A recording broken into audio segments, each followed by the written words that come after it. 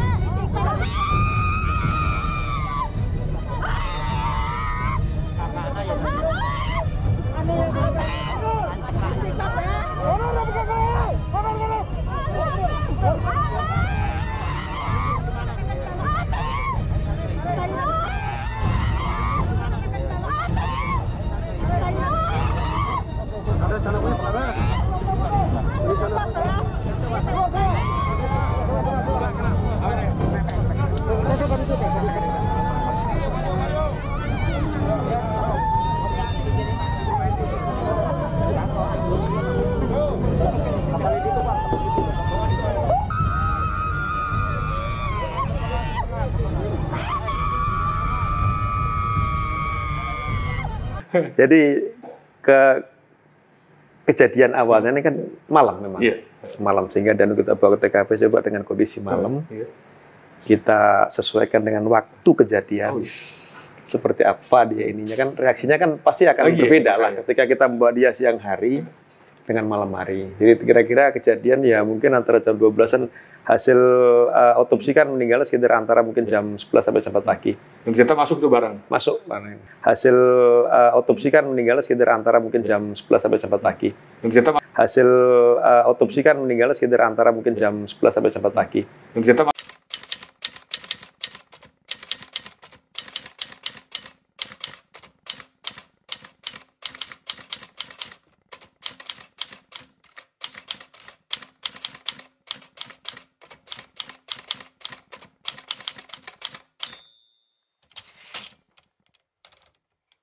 terkait kasus Subang, saya memang mendapat kuasa dari suami sama istrinya, istri mudanya. Jadi kalau suaminya saya pegang langsung, Pak Yosep. Kalau istrinya Ibu Mimin itu dipegang oleh Robert, masih tim kita juga. Jadi kita bentuk dua tim untuk pembelaan, karena memang kita melihat ya ada kejanggalan terutama di masalah opini yang terbentuk begitu rupa menyudutkan klien kami, Pak Yosep dan Ibu Mimin. Jadi kemarin waktu hari Senin kita mendampingi para saksi sampai kurang lebih diperiksa kurang lebih 10 jam lah di Subang. Itu yang kita lakukan hari Senin kemarin. Oh, indikasinya apa? Opini jadi tersangka atau bagaimana si sang suami?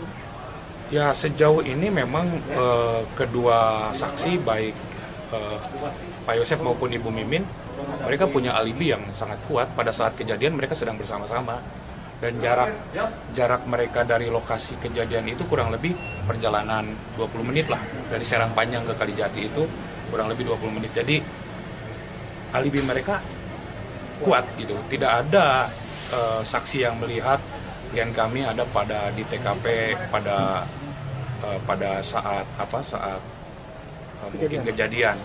Nah, salah satunya Pak Yosep itu jam 7 lebih Pak Yosep datang ke rumahnya, ke rumah istri tuanya, dan dia melihat posisi rumah sudah terbuka, kemudian dia masuk, ternyata kosong dan sudah ada bercak darah, baru dia keluar lagi minta tolong kepada tetangga. Dia pikir awalnya ada perampokan atau ada penculikan. Itu kurang lebih jam 7 lebih seperempat lah. Jadi kalau lihat, saya pikir alibinya tidak terkait dengan permasalahan ini, baik Pak Yosep maupun Ibu Mimin.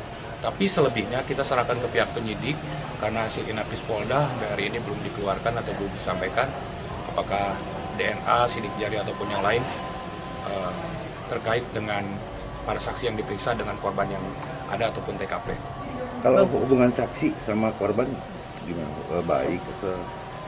Kalau saksi Yosep dengan korban istri dan anaknya jelas baiklah. Jadi menurut keterangan saksi, pada saat dia akan pergi hari Selasa malam, itu dia pergi minta uang, karena memang yang mengurus keuangan adalah anak sama istrinya. Dia minta uang untuk beli bensin, karena dia memakai motor dari Ciseti atau Jalan Cagak ke daerah Serang Panjang. Dia diberikan uang sama korban anaknya itu 20.000, gitu kan. Langsung berangkat ke rumah istri mudanya. Jadi sebelum berangkat tidak ada masalah. Bahkan saya dengar hari Minggu atau hari Sabtunya mereka masih pergi praktis golf, karena senang main golf ini dua-duanya gitu. Istrinya juga maupun istri tuanya maupun dengan saksi Yosep. Jadi tidak ada masalah. Kemudian dengan anaknya pun tidak ada masalah. Semuanya baik-baik saja. Jika dengan istri mudanya katanya sempat ada teror. Kalau masalah itu saya kurang tahu persis terornya seperti apa, itu pendapat siapa. Yang jelas menurut keterangan saksi tidak ya kalau nanti untuk Ibu Mimin lebih baik tanyakan ke pengacaranya karena Robert yang mendampingi. Tetapi kalau untuk Pak Yosep tidak mengetahui apakah ada teror dari istri mudanya terhadap istri tuanya. Ya, apa bentuk terornya seperti apa itu kita juga tidak tahu. Tapi yang jelas waktu pendampingan Ibu Mimin baiknya nanti nanyanya ke, karena saya nggak mendampingi pemeriksaan kemarin Ibu Mimin, jadi saya tidak tahu. Berapa pertanyaan sih yang ditanyakan apa saja? Kalau pertanyaan tambahan cuma 2. Nah, itu terkait Pak Yosep memparkir motor Honda Scoopy yang warna merah. Itu kan di dalam rumah. Terus kebiasaan Pak Yosep di rumah itu ngapain aja. Cuma itu sih, selain itu cuma penegasan-penegasan yang udah ditanyain sebelumnya. Kalau terkait pas malam kejadian itu nggak ada di rumah itu seperti apa?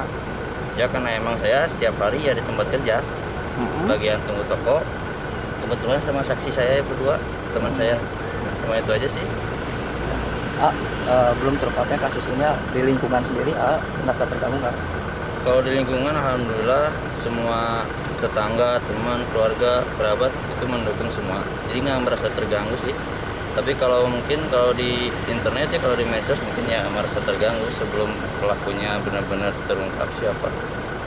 Mudah-mudahan cepat terungkap. Tapi dapat pastikan tidak terlibat? Insya Allah saya pasti tidak terlibat dalam kasus ini.